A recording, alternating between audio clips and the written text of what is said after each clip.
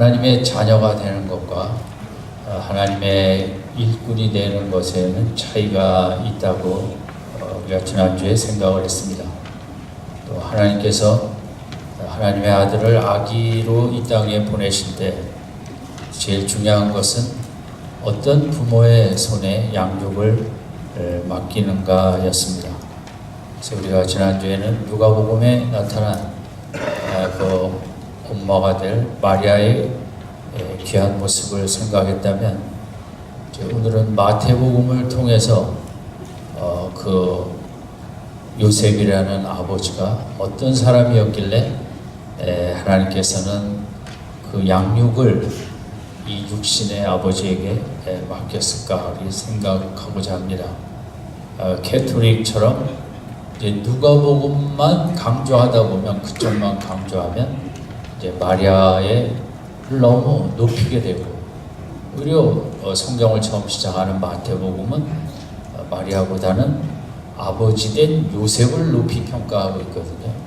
두 분 다 힘들었겠지만 어떤 면에서는 요셉 아버지가 더 어려웠기 때문에 우리가 그걸 비교하고 가늠할 수는 없지만, 그러나 요셉의 이 헌신과 희생도 마리아와 다 같이 귀중했다고, 소중했다고 볼 수 있겠습니다. 이 두 사람이 이 아기 예수를 이렇게 만나게 되면서 극한 그 격동과 변동을 겪습니다. 시골에 조용히 소박한 꿈을 꾸고 아름다운 가정을 꾸려 아이를 낳고 그저 행복하게 살려고 했던 이 두 사람은 예수님 때문에 완전 생이 뒤집히고 모든 꿈과 계획이 뒤로 밀리고 하나님 중심으로 혁명적인 인생을 새 출발하게 됩니다. 우리도 마찬가지입니다. 예수님을 만났기 때문에 우리의 삶은 격동 속에 들어와서 지금까지 우리 속에 남아있는 육신적인 세상적인 가치를, 영적 가치와 대립하며 싸워가며 예수님 때문에, 예수님을 알았기 때문에 평강도 누리지만 우리는 늘 격동의 한 날 한 날 마귀와 사탄과 세상과 육신과 싸우며 또 이기기 위해서 분투 노력하는 신앙의 삶이라는 것은 어떻게 보면 전쟁의 삶이고, 늘 격동적인 싸우고 내쫓고 하나님을 내 속에 충만하게 모셔드리는 이런 참 역동적인 삶이 신앙의 삶이라고 생각할 수 있습니다. 우리가 요셉을 생각할 때 우리가 처음 생각할 수 있는 것은 그도 마리아와 같이 그 당시에 가장 시골에 이름 없는 한 청년이라고 할까요? 청소년이라고 할까요? 당시 여자들이 정혼하는 시기가 12세쯤에 한다고 합니다. 13세 할 수도 있고 14세. 남자들이 그 정혼을 할 나이가 한 17세 정도 되면 이제 정혼을 하게 된다고 합니다. 어떻게 보면 우리로 보면 고등학생에 나갈 수 있는 청소년, 청년이라고 할 수 있죠, 요셉이. 이들은 누가복음 2장에도 아기를 낳고 예루살렘에 그 아기 낳은 의식을 치러 제물을 드릴 때 비둘기 한 쌍을 드렸습니다. 레위기 법에 이제 너무 가난하고 돈이 없을 때 하나님 주시는 그 첫 번째 아이를 하나님 앞에 드릴 때 제물을 드리는데, 이제 너무 가난한 집은 이제 비둘기를 드려도 된다. 너무 제일 쌌던 모양입니다. 그걸 보아서는 요셉이 목수일을 했지만 상당히 제일 경제적으로도 이제 낮은 계층의 삶을 살았다는 걸 알 수 있고, 그럼에도 요셉의 위대한 또 모습은 많지 않은 나이에도 불구하고 마태복음 1장 19절에 있는 대로 남편 요셉은 의로운 사람이었다. 그러니까 오늘날로 말하면 그런 고등학생이라고 할 수 있는데 벌써 의로운 사람이라는 평가를 받았다면 그가 아름답게 잘 양육이 되었다는 것을 우리가 알 수 있죠.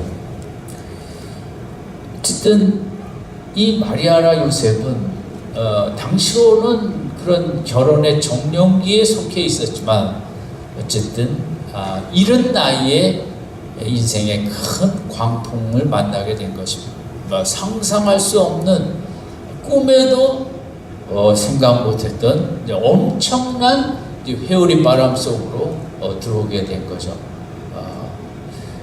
그러면서 이 남편 요셉이 어느 날 아내 될 마리아로부터 충격적인 소식을 들었을 것입니다. 내가 아이를 가졌다고.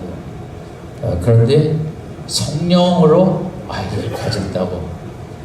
글쎄는 이 요셉이 그 이야기를 듣고 그래요, 아멘 할렐루야 이렇게 될 수는 없었을 것입니다. 세상에 처음 듣는 얘기고 성령으로 아이를 가졌다, 잉태했다는 것을 자기의 모든 소박한 가정을 세우는 꿈의 기획이 물거품되는 순간이었을 것입니다. 여러분, 사랑하는 아내로서 본문도 아내라고 이미 나와 있죠. 정원한 후는 아내. 다른 알지 못하는 누군가의 아이를 가졌다는 소식 앞에 어떤 그 젊은이가 그 마음에 이렇게 평강을 누릴 수 있었겠어요? 정말 격분해하였을 것이고, 또 마리아처럼 정숙한 그런 대상이 이 얘기를 할 때 그는 감당할 수가 없었을 것입니다. 숨을 쉴 수가 없었을 것입니다. 너무 충격적이고 비통하고 세상에서 가장 가슴을 아프게 하는 소식을 들었기 때문이죠. 어쨌든 요셉은 이제 이 순간에 어떻게 반응을 하였느냐, 이제 그것을 통해 그가 참 믿음의 사람이었다는 것을 우리에게 드러내는데, 19절 우리 같이 읽겠습니다. 시작. 그 남편 요셉은 의로운 사람이라 저를 드러내지 아니하고 가만히 끊고자 하여. 일단 요셉은 조용했습니다. 오늘은 우리가 사는 시대는 감정 폭발 시대입니다. 조금만 내 마음에 안 들면 폭행과 살인도 이렇게 쉽게 나오는, 요즘에 제일 문제는 우리 또 데이트 폭력 아닙니까? 그게 다 우리의 자녀들의 거친 시대, 경쟁 시대에 충분한 인정과 사랑을 먹고 자라나지 못해 조금만 상대방이 내 마음을 섭섭하게 하고 내 마음에 흡족하지 않으면 그걸 못 참고 폭력으로 나가면 너무 어떻게 무서운 시대에 살고 있죠. 젊으니까 더 그럴 수도 있겠는데, 요즘 물론 나이에 상관없이 그 분노 시대, 분노 폭발 시대에 감정에 앞서고 행동으로 움직여 되게 많은 고통을 우리가 겪고 있는데, 요셉이라고 젊은입니다. 혈기가 왕성한, 감정이 얼마든지 폭발할 수 있는 그런 나이에 이 소식을 듣고 이 마리아를 참 오늘 시대 같으면 가만 놔두기가 어렵죠. 이 사실 앞에 요셉이 취할 수 있는 행동은 4가지로 볼 수 있어요. 첫 번째는 레위기 법대로 당국에 고발하는 것입니다. 이 여인이 나랑 결혼할 여자가 간음을 했다는 것입니다. 내 아이가 아닌. 이렇게 될 경우는 이제 돌에 맞아 죽게 되는 것입니다. 여자가. 두 번째는 어떤 게 있냐면 공개적으로 이혼 증서를 씁니다. 당시에는 이제 이혼 증서를 쉽게 쓰는 시대였다고 하는데, 근데 이혼증서를 공개적으로 이 여자가 내 애가 아닌 다른 사람의 애를 가졌다고 이혼한다고 떠들면서 이렇게 쓸 수 있거든요. 그러면 이 여자는 매장이 되는 거죠. 그 살던 마을에 살 수가 없게 되고 떠나야죠. 멀리 가서. 세 번째는 요셉이 그 모든 짐을 다 대신 지고 내가 잘못했다는 거죠. 내가 이 1년의 정원 기간을 참지 못하고 이렇게 성급하게 했다. 이럴 때에는 이제 모든 불명예와 수치는 요셉이 감당하게 됩니다. 세 번째는. 네 번째는 조용히 이혼 증서를 써줍니다. 그래서 마리아가 그것을 떠나 이제 다른 곳에 가는 거죠.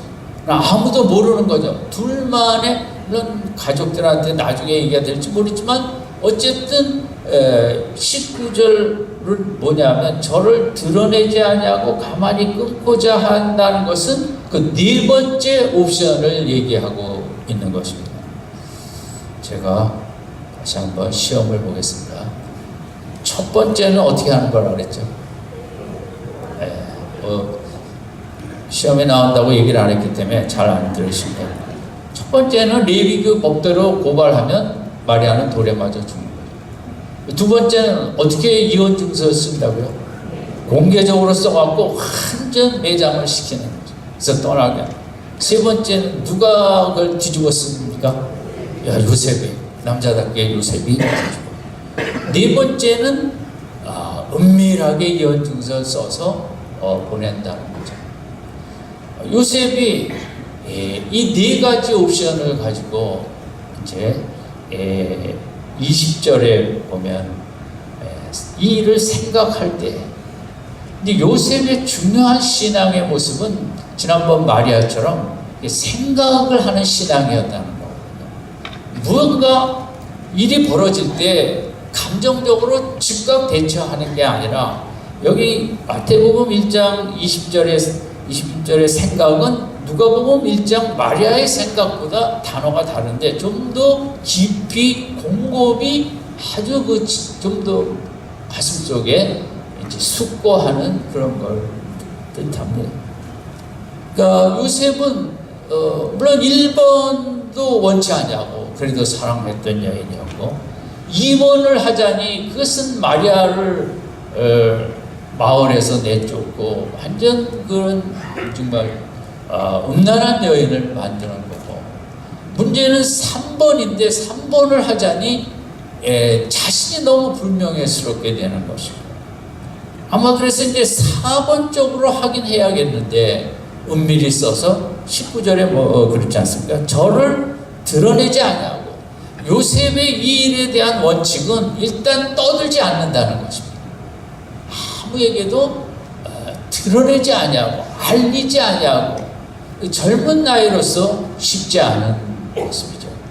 그러면서 가만히 끊는 거 볼까요? 조용히 은밀하게 이 일을 해결해서 마을을 떠나게 하는 이쪽이 그래도 제일 좋아 보인다, 이렇게 생각할 수 있었던 것 같습니다.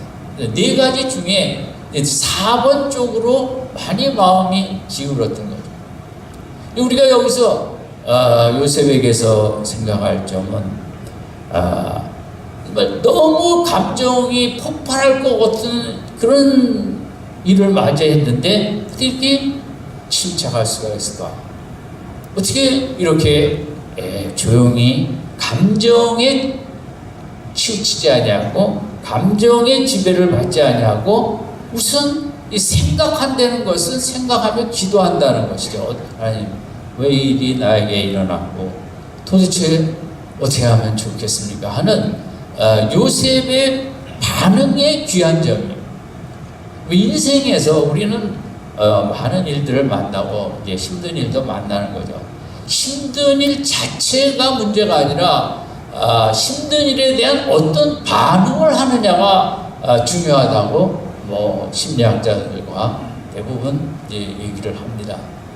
어떤 태도로 이 문제에 대할 것인가, 그게 중요하지 어려운 문제라고 그게 뭐 우리를 이렇게 무너뜨리는 것은 아니고, 그래서 요즘 강조하는 가치 중에 돈의 가치도 중요하지만 태도라는 가치를 아주 중요하게 여깁니다. 현대 사회에서는 너무 속상한 일도 많고 화나는 일도 많고 상처받는 일이 많거든요. 요셉이 얼마나 큰 상처입니까? 상처를 받습니다. 우리는 운전을 하다가도 막 상처를 받고, 마트에 가서 쇼핑하고 나오다가도 뭐 이래저래 어찌든 상처받고, 뉴스 보다가도 상처받고, 교회 가면 상처가 없습니까? 교회는 상처가 없으면 하지만 또 교회 생활하다 보면 또 상처가 세상 못지않게 우리가 상처를 받게 됩니다. 중요한 것은 그런 상처를 받을 때 내가 어떤 태도를 취하느냐, 그거에 따라 그 상처가 나의 성숙을 가져올 수도 있고, 아니면 나를 아주 감정이 폭발해 내 인생에 좀 더 안 좋은 쪽으로 갈 수가 있죠. 그래서 이 학자들은 태도라는 가치가 너무 중요하다, 인생에 있어서. 믿음이라는 것도 태도거든요. 욕처럼 주신 이도 하나님이시오, 취하시는 이도 하나님이시오. 그런 태도가 믿음이고, 그 태도가 정말 위대한 가치를 갖고 있다는 거죠. 돈보다 더 귀한, 우리는 너무 상처를 많이 받는 시대를 살고 있으면서 뭐 요셉의 상처도 얼마나 크겠습니까? 상처를 대응할 줄 모르면 이 현대 사회에 건강한 삶을 살기가 어렵죠. 너무나 많은 우리가 상처를 주고받기 때문인 거죠. 책 제목 중에 너는 나에게 상처를 줄 수 없다, 말이 안 되죠. 줄 수 없다고 우리가 안 받는 건 아니죠. 그만큼 현대인은 상처에 대응할 줄 알아야 되고, 그 상처를 받을 때 그 상처를 쉽게 넘어갈 줄 아는 그 실력, 능력이 있어야 된다는 거죠. 그게 없으면 인생을 살아갈 수가 없는, 층간소음, 이게 얼마나 큰 상처다. 세상에 소음을 일으키는 가정은 거의 잘못을 인식하지 않는다는 거죠. 상처를 줬다는, 내 돈 주고 내가 산 집에서 내 마음대로 못 사냐 가서 따지면 정말 그 밑에 집이 겪는 그런 상처는, 음주운전도 내 돈 내고 내 차 사갖고 내가 기분 좋아 운전하는데 뭐가 잘못이냐 하는, 본인은 그렇지만 그게 얼마나 큰 상처를 우리에게 가져다 줍니까? 이런 세상을 살아가면서 우리가 이 상처에 대해서 그걸 바로 믿음의 태도로 이제 반응하고 나가는 준비가 필요한 거죠. 어떤 분은 저녁 때 한 2시간이 이렇게 윗집이 시끄럽대요. 그러면 또 하나님께서 오늘 2시간 내가 이웃을 사랑하는지 안 하는지 시험의 시간을 주셨고, 그 2시간을 날마다 참는데 쉽지는 않겠죠. 그게 참다 그것을 하나님의 연단과 이웃사랑의 축정 기부로 생각하면서 이제 그러면 게임을 막 한다거나 소음에 우리 참 그 상처를 이기려는 몸부림을 우리가 치는 거죠. 지금 미국 그 기독교 리더십 같은 이런 사이트에서는 이번 주 어떤 이제 그 기사 중에 제일 중요한 게, 우리가 크리스마스 때 이혼하지 말자. 그게 이제 제일 중요한 크리스찬 가정마다.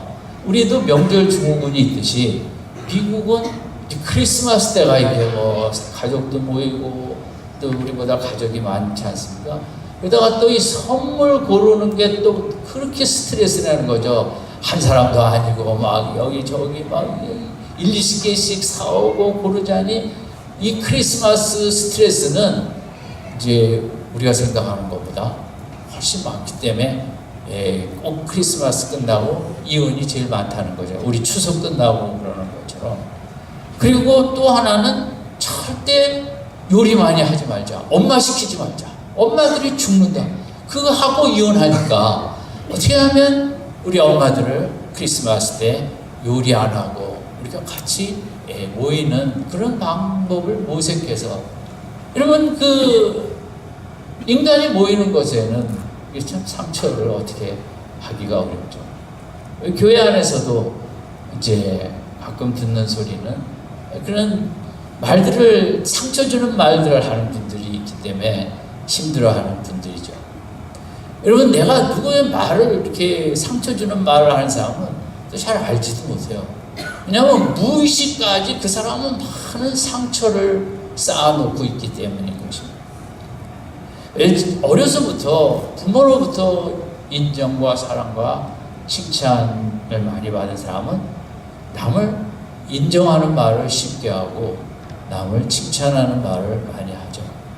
근데 어려서부터 또 결혼 생활에서도 알게 모르게 시댁으로부터 남편으로부터 이런 그 상처를 많이 받은 말들은 다 쌓여 있다가 이제 만만한 게 교회니까 교회 와서 그 말을 독하게 하고 상처를 줍니다. 근데 본인은 알까요? 몰라요. 우리가 이 상처받는 말을 들을 때 우리가 생각해야 될 점은 저 사람 환자구나. 그렇게 생각해요. 그 상처받는 말을 많이 하는 사람은 중환자구나. 그 딱하게 여기고, 저 사람이 정말 인생을 살아가면서 좋은 말 많이 못 들었구나. 사람은 이렇게 들은 대로 발산을 하게 돼 있습니다. 그런데 교회가 중요한 것은 교회만 다니는 게 아니라 얼마나 더 말씀을 사모하고 예배와 기도와 찬양으로 내 속에 하나님의 사랑과 하나님의 인정과 하나님의 긍휼하심과 이런 걸 많이 쌓아 놓아야만 우리가 말을 해도 이제 긍휼에 이렇게 불쌍히 여기고 인정하고 사랑하는 말을 할 수 있어요. 언어라는 것은 마음에 쌓아놓은 대로 나오는 게 언어예요.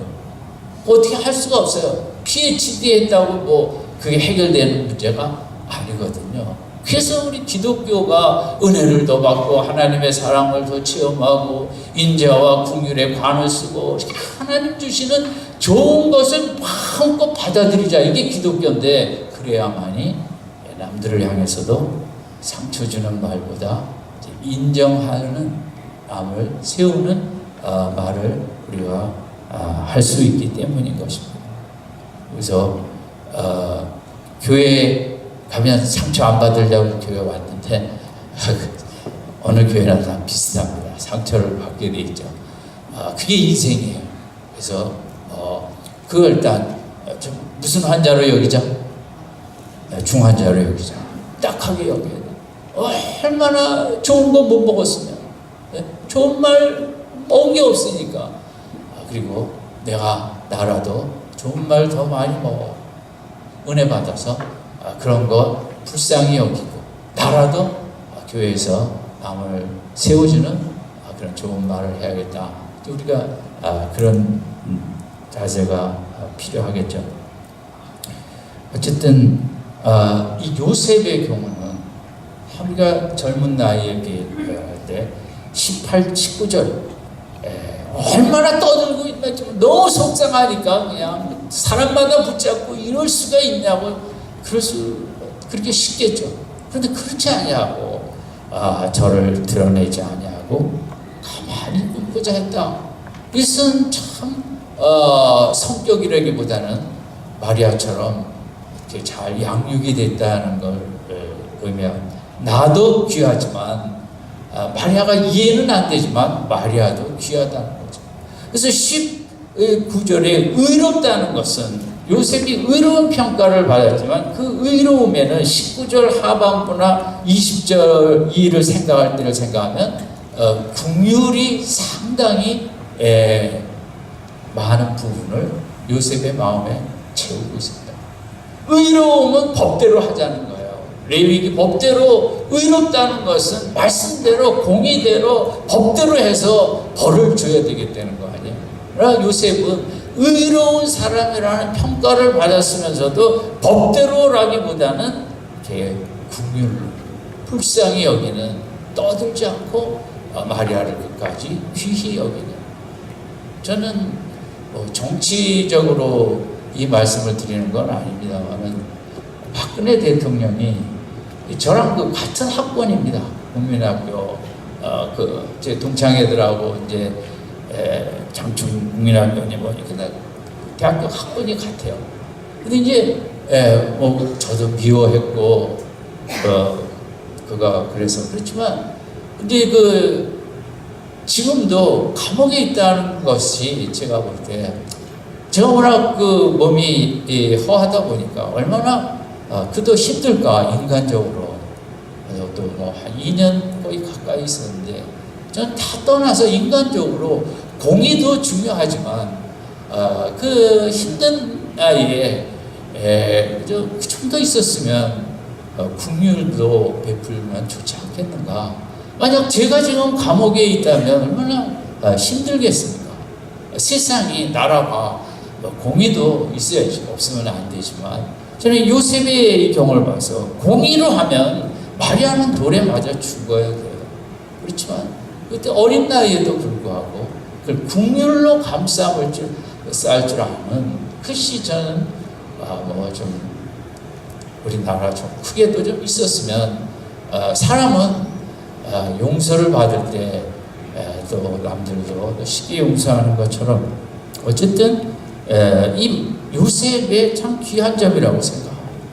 그래서 20절에 이 일을 생각할 때 근데 생각을 해도 뭐 1, 2, 3, 4번 중에 3번, 4번이었겠는데 어떻게 해야 될지 참 막연했고 마리아도 얼마나 답답했을까요? 왜 나를 안 믿어주는 것에 대해서 아쉬우면서도 또 남자 마음을 생각하니 참 믿기가 어렵겠다. 그러니까 부부가 다 답답하고 누구에게 얘기할 수도 없고 하소연할 수도 없고 해결책도 안 보이고 이제 조용히 은밀히 그냥 헤어지는 길밖에 없어 보이고 막 끙끙끙끙 알았겠죠. 우리도 그렇지 않습니까? 가정적으로 어려운 일을 당할 때 우리가 어떻게 해야 될지 모를 때가 우리가 정말 무슨 또 남들한테 얘기할 수 없는 그런 일들도 있잖아요. 우리 가정에는. 20절 같이 읽겠습니다. 시작. 이 일을 생각 세자선 요셉아 내 아내 마리아가 너를 웃어 말라. 여기에 잉태된 자는 성령으로 그렇게 정말 생각에 끝이 없이 해도 해결책이 안 보일 때 천사가 와서 얘기를 해준 거예요. 우리도 참 이 부분을 19절, 20절이 참 우리 인생에, 우리 가정에 필요하다고 생각합니다.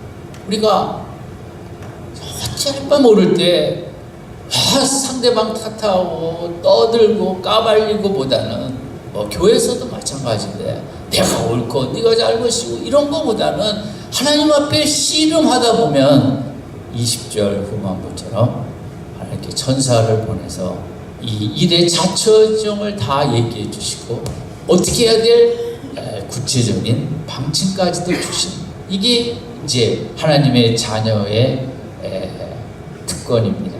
그래서 어떻게 할지 모를 때 너무 속상해하지 마시고 너는 당신 때문이라고 미워하지도 마시고 하나님 앞에 기도하며 끙끙대는 게 귀한 믿음이에요. 이 얼마나 조용한 가운데 하나님이 보실 때 겉으로 화려한 것도 믿음이지만 힘든 일을 사귀면서 하나님의 뜻을 기다리는 이 믿음도 너무 아름답고 귀한 믿음이에요.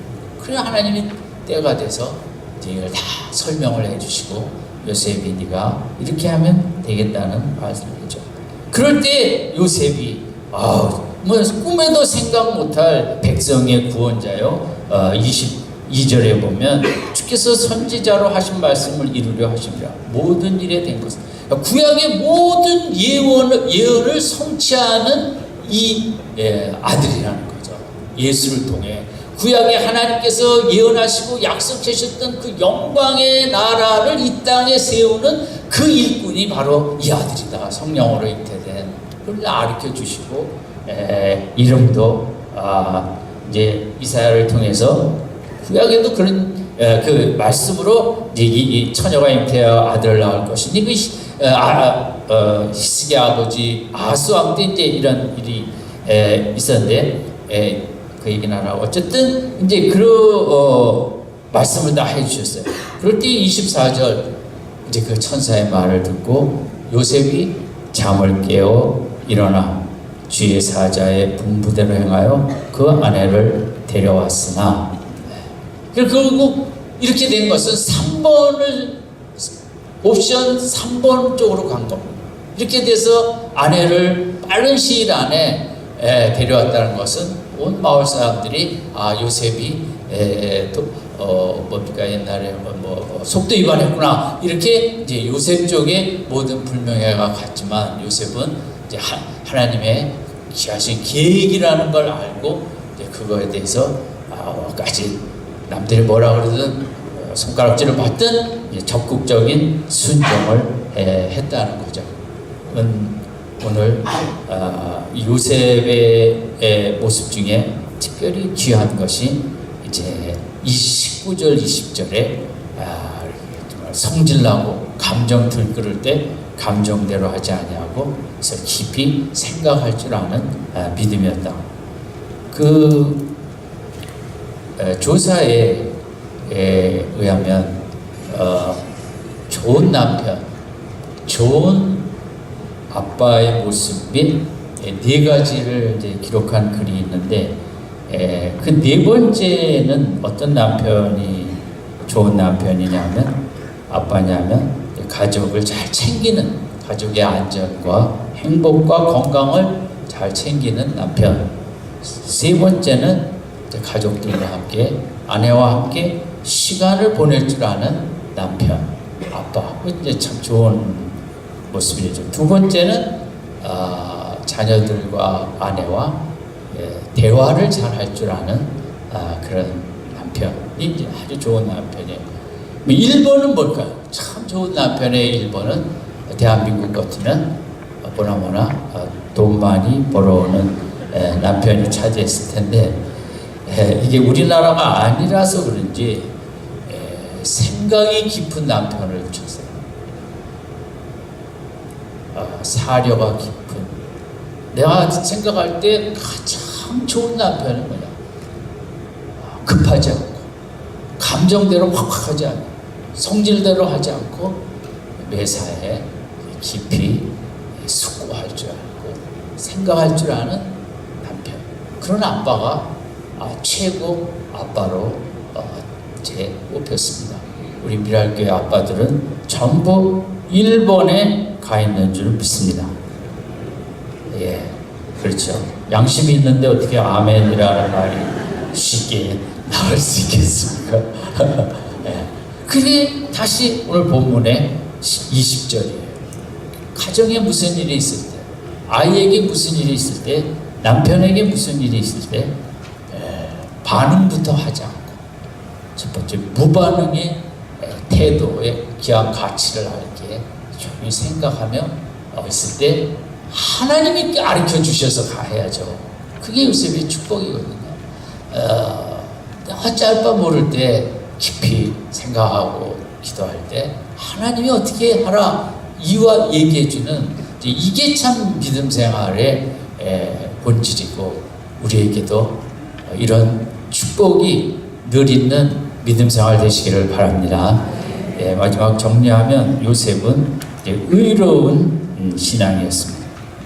두 번째는 의롭지만 법대로가 아니라 자비와 긍휼의 신앙이 더 컸습니다. 세 번째는 이제 기다릴 줄 알았습니다. 뭔가 하나님이 가르쳐 주실 것이다. 하나님의 때를 기다릴 줄 알았다는 거죠. 내가 할 수 있다. 네 번째는 꿈의 계시를 받았다. 요셉은 2장에서도 이제 누가복음에서도 목자들이 와서 이제 여러 가지 얘기도 해주고 또 애굽으로 도피해라, 또 애굽에서 다시 돌아가라. 참 이 아빠가 이런 축복이 있으면 얼마나 좋을까요? 하나님의 늘 계시를 주셔서 이리 가야 된다, 저리 가야 된다, 뭘 해야 된다. 참 그만큼 그런 마음에 수용할 수 있는 이제 믿음이 있었기 때문에 그렇겠죠. 또 하나는 하나님의 구원 계획을 이 구약의 모든 예언을 성취할 귀한 일꾼 임마누엘의 그 아들에 대한 하나님의 계획을 너무 충격적이지만 그걸 믿고 그 다음에는 말씀에 순종해서 자기가 불명예를 뒤집었을지라도 아내를 데리고 오는 그런 희생을 각오한 순종. 또 하나는 이렇게 감정보다 생각을 앞서는 믿음. 얼마나 참 바람직한 그리고 순종의 대가를 지불하는 어쨌든 이런 귀한 요셉의 모습. 아마 이게 하나님께서 아들 예수를 맡길 만한 생각이 깊은 아빠에게 맡겨야겠다. 아버지에게. 감정의 아버지에게 맡겨갖고 어떻게 양육이 되겠습니까? 그래서 이제 요셉과 마리아 속에 하나님의 아들의 양육을 맡겼듯이 오늘 우리 엄마 아빠 된 우리들도 요셉과 마리아의 모습을 준비해서 우리 가정마다 예수님처럼 귀한 일꾼 잘 양육해 낼 수 있기를 주님의 이름으로 축원드립니다.